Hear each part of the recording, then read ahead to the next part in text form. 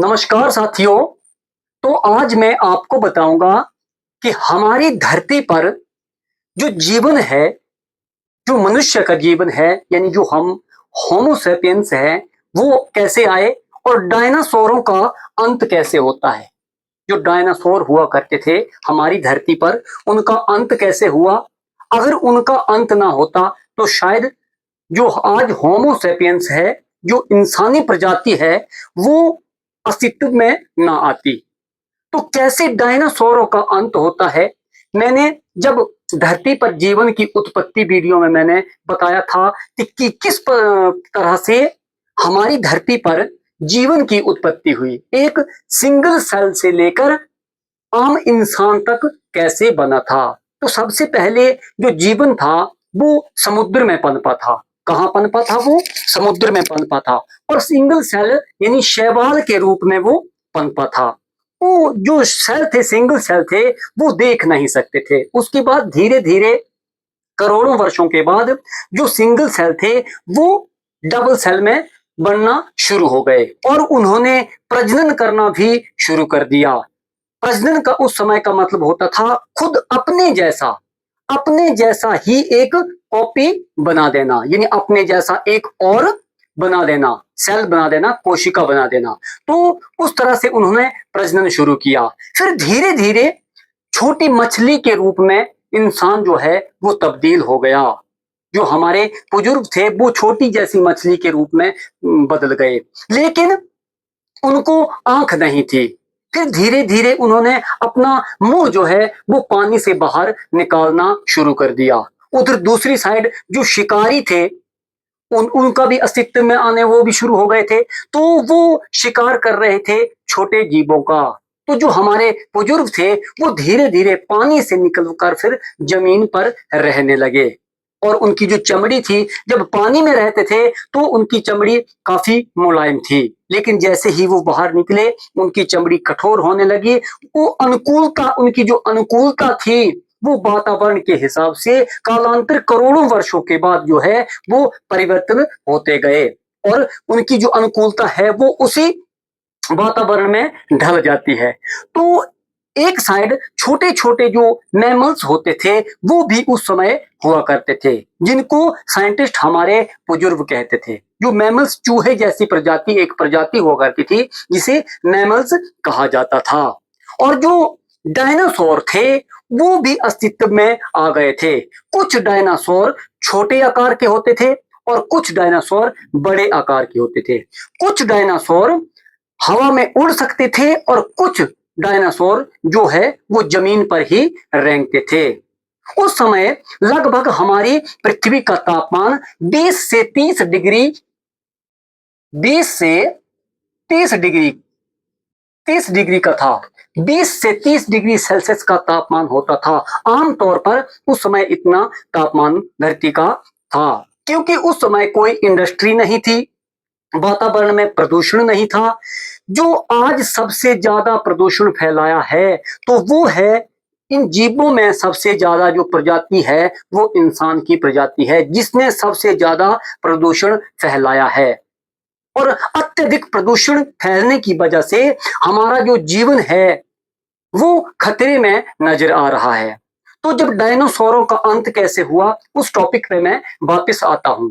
जैसे ही डायनासोरों को कोई ऐसा पता नहीं था कि हमारा जीवन खत्म होने वाला है। इतने बड़े बड़े भयानक डायनासोर हुआ करते थे और एक दूसरे का शिकार भी करते थे। जो बड़े डायनासोर होते थे वो छोटे डायनासोरों का शिकार करते थे। जैसे आज जंगल में आप जाएंगे तो जो शेर है वो अन्य जानवरों का शिकार करता है। तो उस समय भी कुछ डायनासोर जो थे वो मांसाहारी हुआ करते थे और कुछ डायनासोर जो थे वो शाकाहारी हुआ करते थे। कुछ मांसाहारी थे उनमें और कुछ शाकाहारी हुआ करते थे।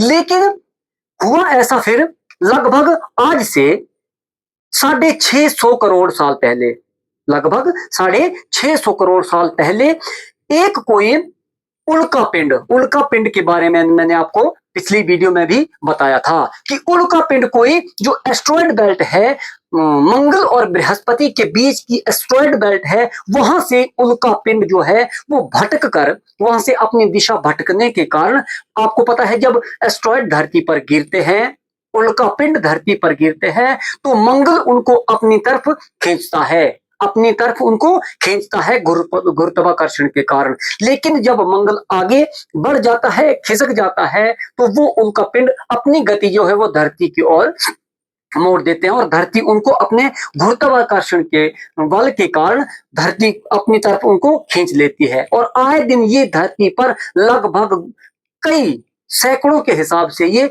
गिरते रहते हैं। लेकिन 1 मीटर से जो कम एस्ट्रॉइड होता है, जो उल्का पिंड होता है, वो आसमान में ही, हमारी धरती के वातावरण में ही जैसे वो प्रवेश करते हैं, जब प्रवेश करता है तो वो वहां पर जल जाता है और छोटे छोटे कण वो टूट कर बिखर जाता है और छोटे छोटे कण हमारी धरती पर गिरते हैं, जिनको तारे का गिरना कहते हैं। रात में आपने लगभग सबने देखा होगा कि रात को अंधेरी जब रात होती है तो तारे एक पुंछ की तरह, जैसे आतिशबाजी की तरह नीचे गिरता है, उसको तारे का टूटना कहते हैं। तो वो उल्का पिंडों की वजह से होता है जो आए दिन हमारी धरती पर गिरते रहते हैं। तो उस समय भी एक उल्का पिंड जो आया था बृहस्पति और मंगल की कक्षा के बीच से आकर हमारी धरती की ओर बढ़ रहा था। लेकिन ये बेचारे जो डायनासोर थे, इनको कोई भी खबर नहीं थी, क्योंकि आज की टेक्नोलॉजी ऐसी है कि अगर कोई उल्का पिंड धरती के 4.5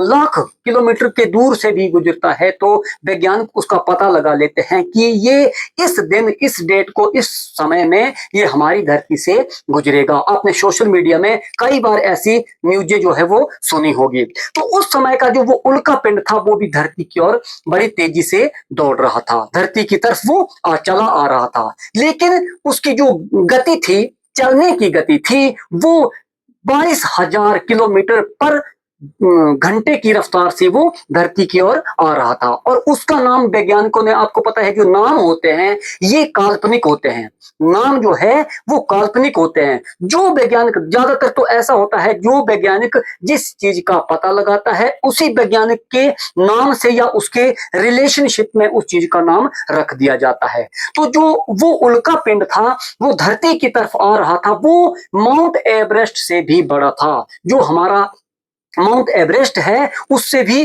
काफी बड़ा था और वो 22,000 किलोमीटर पर घंटे की रफ्तार से धरती की तरफ आ रहा था। और वो जब धरती की सीमा में प्रवेश करता है, हमारे वायुमंडल में प्रवेश करता है, तो एकाएक उसकी गति 70,000 किलोमीटर पर घंटे की रफ्तार से वो धरती में प्रवेश करता है और एक जलते हुए गोले की तरह, जितना सूर्य में प्रकाश होता है, प्लाज्मा होता है, उतनी चमक उसमें आ गई थी।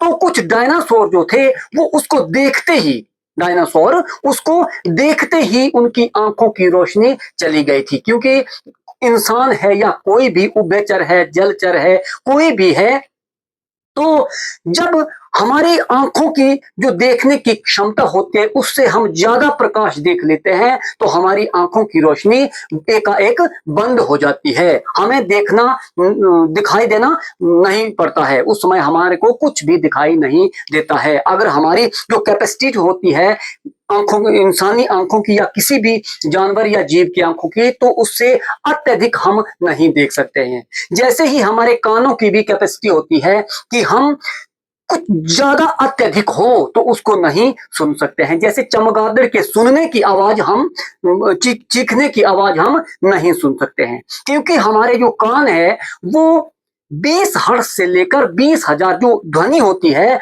उसकी इकाई होती है हर्ट्ज में।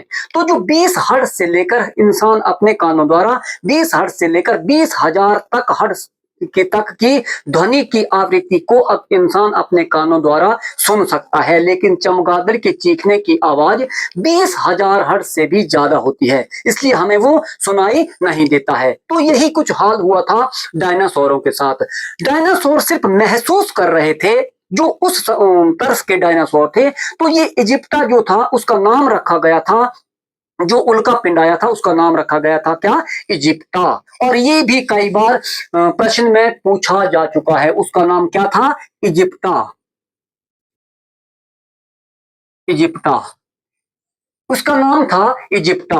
और जैसे ही ये धरती की कक्षा में आता है तो मेक्सिको की खाड़ी में गिरा था ये। मेक्सिको की खाड़ी, मैंने जैसे हमारे हिंदुस्तान के नीचे कौन सी खाड़ी है, बंगाल की खाड़ी, क्या है, बंगाल की खाड़ी, और अरब सागर की तरफ जो खाड़ी है उसको बोलते हैं खंबात की खाड़ी। तो ये वैसे ही जो संयुक्त राष्ट्र अमेरिका है, यूएसए है, यूएसए से नीचे एक खाड़ी पड़ती है जिसे मैक्सिको की खाड़ी कहा जाता है। मैक्सिको की खाड़ी जैसे हमारे बंगाल की खाड़ी होती है, मैं खाड़ी में और प्रायद्वीप में भी आपको अंतर समझा चुका हूं कि खाड़ी जो अंदर को धसा हुआ क्षेत्र होता है, जैसे पानी का क्षेत्र अंदर तक और तीन तरफ से वो जमीन से घिरा हुआ हो, एक तरफ वो समुद्र से जुड़ा हुआ हो, उसको खाड़ी कहते हैं। जैसे ही ये उल्कापिंड आकर मैक्सिको की खाड़ी में गिरता है, मैक्सिको की खाड़ी में गिरता है, तो वहां पर इतना बड़ा धमाका होता है, इतना बड़ा धमाका होता है जैसे 20 हाइड्रोजन बम के बराबर। जो परमाणु बम होता है उससे हाइड्रोजन कई लाखों गुना ज्यादा विनाशकारी होता है। तो उसका जो टकराव था, उससे जो ऊर्जा निकली थी, उससे जो प्रकाश निकला था, गर्मी निकली थी, वो 20 हाइड्रोजन बम जितनी बराबर थी, 20 हाइड्रोजन बम के वो बराबर थी। और वहां से जो मटेरियल निकलता है, जो उसके अवशेष निकलते हैं, और वो टुकड़े टुकड़े, इतना वहां पर तूफान आ जाता है, समुद्र में तूफान और सुनामी आ जाती है। और जो हमारे पेड़ थे, जो वहां पे कोई भी वस्तु थी, पूरी वो आसमान में चली जाती है, अंतरिक्ष में चली जाती है, और जैसे वापिस आती है, जो वहां के डायनासोर थे वो तो उसी समय खत्म हो जाते हैं। लेकिन पृथ्वी के अब दूसरी तरफ भी डायनासोर थे और अन्य जीव वहां पर मौजूद थे। तो जैसे ही वो ऊपर जाते हैं और धरती आपको पता है रोटेट करती है, तो वो ऊपर से एक जलती हुई बारिश के रूप में नीचे गिरते हैं। वो जलते हुए गोले नीचे गिरते हैं और कुछ आसमान में ही खत्म हो जाते हैं डायनासोर, और जो बचे थे वो धरती पर खत्म हो जाते हैं। उसके बाद जो फिर वहां से बचे थे, वो सोनामी, इतनी भयंकर सोनामी आई थी कि हजारों मीटर की ऊंची जो लहरें हैं समुद्र में उठी थी, और जो बचा क्षेत्र था वो जलमग्न हो जाता है। वो क्या हो जाता है, जलमग्न हो जाता है। और अगर जमीन पे जो उल्का पिंड गिरते हैं तो वहां पर क्रेटर बन जाते हैं। ऐसे आज हमारे हिंदुस्तान भी ऐसा उदाहरण है। एक महाराष्ट्र में जगह है, क्या बोलते हैं उसको, बुलढाना। बुलढाना डिस्ट्रिक्ट है महाराष्ट्र में। बुलढाना में एक झील है जिसको लोनार झील कहते हैं, और ये एक क्रेटर झील है। क्या है, ये क्रेटर झील है। जब कोई ऊपर से गड्ढा, क्रेटर का मतलब होता है गड्ढा, तो यहां पर भी कोई एक उल्का पिंड गिरा था। कई करोड़ वर्षों पहले यहां पर भी कोई एक उल्का पिंड गिरा था, और महाराष्ट्र में बुलढाना डिस्ट्रिक्ट में वहां पर एक क्रेटर गड्ढा हो जाता है और उसमें पानी भर जाता है और एक झील का निर्माण हो जाता है। तो ये एक क्रेटर झील जो है वो हमारे हिंदुस्तान में सबसे बड़ी क्रेटर झील है। ये सबसे बड़ी क्रेटर झील है जो उल्का पिंड से इसका निर्माण हुआ है। उल्का पिंड के गिरने से इस झील का निर्माण हुआ है। फिर झील के बारे में आपको मैं बता दूं, ये आ जाती है क्रेटर झील। एक झील होती है लैंगून झील। जो लैंगून झील होती है वो होती है जो खारे पानी की झील होती है, उसे लैंगून झील कहा जाता है। ये होती कैसे है, जैसे आज हमारे उड़ीसा में चिल्का झील का नाम आपने सुना होगा। मैं जब आपको झील के बारे में पढ़ाऊंगा तो पूरा उसमें डिटेल से बताऊंगा। चिल्का झील का निर्माण भी ये लैंगून झील का एक बहुत बड़ा उदाहरण है, एक बहुत बड़ा एग्जाम्पल है। क्योंकि जो पानी है, समुद्र का पानी अंदर की तरफ आ गया होता है और धीरे धीरे वहां पर एक जो समुद्र का पानी है वो सागर से कट होकर एक संकरी रास्ता बनाकर कट होकर के वहां पर जमीन का निर्माण हो जाता है और गड्ढे में एक जमा हो जाता है। तो इस प्रकार से लैंगून झील का निर्माण होता है। और लैंगून झील जो है वो उड़ीसा में, चिल्का झील जो है वो लैंगून झील है। तो उड़ीसा में खारे पानी की, जो अगर हिंदुस्तान में खारे पानी की सबसे बड़ी झील है तो वो है चिल्का झील। तो टॉपिक पे वापस आते हैं। जैसे ही सोनामी आती है तो बचे हुए डायनासोर वहां पर खत्म हो जाते हैं। लेकिन वहां से कुछ हमारे जो बुजुर्ग थे वो मैमल्स के रूप में, एक चूहे के रूप में वहां पर सरवाइव कर रहे थे। सरवाइव कर रहे थे इस धरती पर। और वो बचे ऐसे थे कि कई कई स्थानों पर पानी की लहरें नहीं पहुंची थी। अब कई स्थान ऐसे भी थे जहां वो मैक्सिको की खाड़ी थी, उसके आसपास हजारों किलोमीटर तक तो कोई भी सवाल नहीं बनता है बचने का। लेकिन कुछ एरिए ऐसे बचे थे जहां पर वो मैमल्स जिंदा रह गए थे। उनका बचने का कारण था कि वो चूहे की तरह धरती में अपना बिल बनाकर बैठते थे। जैसे ही वो जो जो ऊपर से रेन बारिश हो रही थी, ऊपर से जो अग्नि बारिश हो रही थी, उस इजिप्टा उल्का पिंड की वजह से ये काफी समय तक रही थी। और फिर इस एक अंधेरा छा गया था, हमारी धरती की चारों तरफ अंधेरा छा गया था। और ये अंधेरा कई वर्षों तक रहा था, कई वर्षों तक रहा था। धीरे धीरे फिर अंधेरा जो है वापिस होता है और जो उथल पुथल हुई थी समुद्र में वो फिर शांत हो जाती है। लेकिन डायनासोरों का नाम जो है वो धरती से खत्म हो गया था। तो शायद जो होने को भी यही मंजूर था, प्रकृति को भी यही मंजूर था, क्योंकि उसके बाद ही हम इंसानों का जन्म होता है, हम इंसानों की उत्पत्ति होती है। अगर शायद डायनासोर रहते तो हम इंसानों की उत्पत्ति नहीं होती। तो जो मैमल्स थे, जो जमीन के अंदर रहते थे, वो धीरे धीरे सरवाइव करने लगे, अपने खाने की तलाश में यहां वहां भटकने लगे।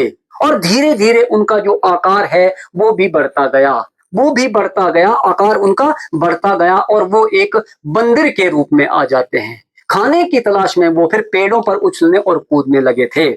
वो जो बंदर थे वो पेड़ों पर उछलने और कूदने लगे थे और उनको एप्स कहा जाता था। धीरे धीरे फिर वो प्रजाति विकसित होने लगी। उनका दिमाग पहले तो संतरे के बराबर हुआ करता था, लेकिन धीरे धीरे आज आपको पता है इंसानी दिमाग 13.5 या 1400 ग्राम के बीच में होता है। जो महिलाएं होते हैं उनका 13 से 1350 ग्राम होता है और जो पुरुष होते हैं, मेल होते हैं, उनका लगभग 13.5 से 1400 ग्राम के बीच में उनका दिमाग का वजन होता है। लेकिन उस समय जो एप्स से उनका दिमाग का वजन जो है वो एक संतरे के साइज का था, लगभग 250 ग्राम के आसपास हुआ करता। धीरे धीरे उनके जो दिमाग का भी विस्तार होने लगा, उनके दिमाग का विस्तार होने लगा और वो एप्स जो थे वो पहले तो पेड़ों पर उछल कूद के अपना जीवन व्यतीत कर रहे थे, लेकिन पेड़ों पर फिर उनको खाना नहीं मिलने लगा, तो वो धीरे धीरे जमीन पर उतर गए और जमीन पर ही खाना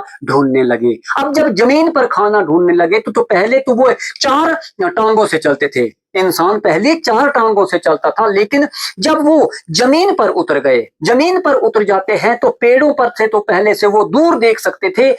जैसे ही वो जमीन पर उतरते हैं तो आपको ये पता है जो 4 टांगों वाला जानवर होता है वो ज्यादा हाइट पर नहीं देख सकता है, लेकिन इंसान ऊपर भी हाइट पर देख सकता है, कितने 5-6 फुट 6.5 फुट तक जो है वो देख सकता है। तो वो धीरे धीरे 2 टांगों पर चलना जो है उस एप्स ने शुरू कर दिया और जैसे ही वो 2 टांगों पर आ गया तो वो फिर एक झुंड में रहने लगे। वैसे तो पहले से ही झुंड में रहते हैं, आपको पता है जानवर भी झुंड में रहते हैं, कि जो अपनी प्रजाति होती है वो प्रजाति झुंड में रहती है। जैसे बंदरों की प्रजाति होती है वो झुंड में रहती है। अब बंदरों की कई आवाजें होती है और वो चीख कर चिल्लाकर एक दूसरे को बताते हैं। साइंटिस्टों ने एक ऐसा किया, मैं आपको एक बात बताता हूं। साइंटिस्टों ने एक बार जो बंदरों की आवाजें थी वो रिकॉर्ड कर ली। एक आवाज ऐसी थी कि भाई शेर आ गया, शेर आ गया। तो उन्होंने साइंटिस्टों ने देखा कि इस आवाज, अगर कोई बंदर इस आवाज को, जब शेर आता है तो इस तरह की आवाज निकालते हैं, तो सारे बंदर पेड़ पर चढ़ जाते हैं। फिर दोबारा एक बंदर जो है दूसरी आवाज निकालता है तो बंदर सारे नीचे आ जाते हैं। अब साइंटिस्टों के दिमाग में ये आ गया कि ये जो आवाजें हैं इनकी वजह से इनको सिग्नल मिलता है और ये संकेत करते हैं एक दूसरे को। तो जो दोनों आवाजें थी साइंटिस्टों ने वो रिकॉर्ड कर ली, वो रिकॉर्ड कर ली और एक जंगल में चले गए। जंगल में जाकर उन्होंने वहां पर जो आवाज थी, जो पहली आवाज थी, उसको लगा दिया। जैसे ही शेर आया, इस तरह की जो आवाज थी, उन्होंने जो पहले आवाज रिकॉर्ड की थी बंदरों की, कि जिस प्रकार बंदर जो है वो उसको सुनने के बाद पेड़ों पर चढ़ गए थे। और वो आवाज जब उन्होंने प्ले कर दी वहां पर जंगल में, तो सारे बंदर एकदम पेड़ पर चढ़ जाते हैं। अब सारे बंदर पेड़ पर चढ़ जाते हैं तो एक दूसरे को देखने लगते हैं कि आवाज किसने निकाली। किसी ने तो कहा है कि शेर आ गया। 10-15 मिनट बाद साइंटिस्टों ने फिर वो दूसरी आवाज जो है वो प्ले कर दी। जैसे ही दूसरी आवाज प्ले कर दी तो सारे बंदर नीचे उतर आते हैं। तो साइंटिस्टों ने ये पता लगाया कि जब कोई उनके सामने खतरा आता है, शेर आता है या कोई शिकारी आता है, तो वो आवाज निकालकर ये संकेतित करते हैं, एक दूसरे को संकेत देते हैं, सिग्नल देते हैं कि यहां पर कोई खतरा आ रहा है। तो इस प्रकार से जो एप्स थे वो दो टांगों पर चलना उन्होंने शुरू कर दिया था और कई प्रकार की आवाजें जो है चीख चीख कर एक दूसरे को सिग्नल देते थे और फिर वो झुंड में रहने लगे थे। वो एक परिवार बनाकर रहने लगे थे। उनकी शक्ल भी चेंज होने लगी थी, उनकी शक्ल में तब्दीली होने लगी थी। फिर उन्होंने धीरे धीरे जो आदि मानव है वो आदि मानव के रूप में आ जाते हैं। और फिर मैंने जो पाषाण युग के बारे में बताया था हिस्ट्री में, तो वहां पर मैंने इस चीज को अच्छे से समझाया है। तो जैसे ही वो जो आ जाते हैं तो उसके बाद होता है हमारे होमोसेपियंस का जन्म। उसके बाद हमारे होमोसेपियंस शुरू हो जाते हैं। लेकिन कईयों का ऐसा सवाल होता है, मैंने ये भी कई बार सोशल मीडिया में सुना है कि जो बंदर थे, अगर सारे बंदर जो थे वो इंसान बने हैं, तो कुछ बंदर बंदर क्यों रह गए? उनको भी इंसान बनना चाहिए था। लेकिन कुछ बंदर जो है वो इंसान इसलिए रह गए कि जो बंदर की प्रजाति है, बंदरों में भी कई प्रजाति थी। जो ज्यादा उनके दिमाग का विकास हो जाता है, उनको एप्स कहा जाता था। जो एप्स प्रजाति थी वो ही इंसान की बुजुर्ग कहलाए और जो आम बंदर थे वो इंसानी बुजुर्ग नहीं कहलाए थे, क्योंकि जिन्होंने ज्यादा स्ट्रगल किया था। जिस प्रजाति आपने देखा, बंदर में भी कई प्रजाति देखने को मिलती है, बंदरों की भी कई प्रजाति देखने को मिलती है। तो जो प्रजाति ज्यादा स्ट्रगल करेगी, जो जैसे क्लासरूम में बच्चे होते हैं, आमतौर पर क्लास में बच्चे होते हैं, एक ही क्लास में बच्चे होते हैं, टीचर सबको एक तरह से पढ़ाते हैं, सबको लेक्चर देते हैं, एक तरह से पढ़ाते हैं, उनको कोई अलग से नहीं पढ़ाता है। लेकिन उसी क्लास में से कुछ एक बच्चे आईएएस बन जाते हैं, कुछ बच्चे टीचर बन जाते हैं, कुछ बच्चे जो है वो लेबर मजदूर बन जाते हैं। ऐसा क्यों होता है? जो जितना स्ट्रगल करेगा, वो जो जितना संघर्ष करेगा, वो उतना ही कामयाब होगा। तो वहां भी बंदरों के साथ कुछ ऐसा हुआ था कि जो एप्स नाम की प्रजाति थी, उन्होंने ज्यादा स्ट्रगल किया था और वो काफी स्ट्रगल करने के बाद होमोसेपियंस के रूप में बदल गए थे। तो ये था इतिहास आज डायनासोरों का, कि डायनासोरों को खत्म कैसे हुए थे डायनासोर हमारी धरती से, और इंसान धरती पर कैसे आया है। और इंसान आज इतना आगे बढ़ चुका है, इतनी इंडस्ट्री, इतनी गाड़ियां, इतनी मोटरें, इतना हम आगे बढ़ चुके हैं कि इतनी प्रजाति शायद कोई भी आज तक आगे विकास नहीं कर पाई है। और ये विकास लगभग हमारे अंत की ओर ले जाता है। जी हाँ, ये विकास हमें हमारे अंत की ओर ले जाता है, क्योंकि हम जितना इंडस्ट्री, जितने उद्योग हमारी धरती पर लगाएंगे, उतना ही हम वातावरण को गंदा कर रहे हैं, उतना प्रदूषण फैला रहे हैं। तो साइंटिस्टों का भी ऐसा कहना है कि ओजोन परत में एक बहुत बड़ा छेद हो गया है, वो पतली होती जा रही है। अगर ओजोन परत खत्म हो जाती है तो हमारी है जो इंसान है, इंसान क्या कोई भी जीव का बचना मुश्किल हो जाता है। तो हमें ऐसा करना चाहिए, कम से कम जो है वो प्रदूषण को फैलाना चाहिए, प्रदूषण कम से कम फैलाना चाहिए, ताकि हमारे जो इंसान की प्रजाति है वो काफी सालों तक अस्तित्व में रहे। तो धन्यवाद दोस्तों। अब आपसे मैं विदाई लेता हूं, अगली वीडियो में मिलेंगे, तब तक के लिए जय हिंद।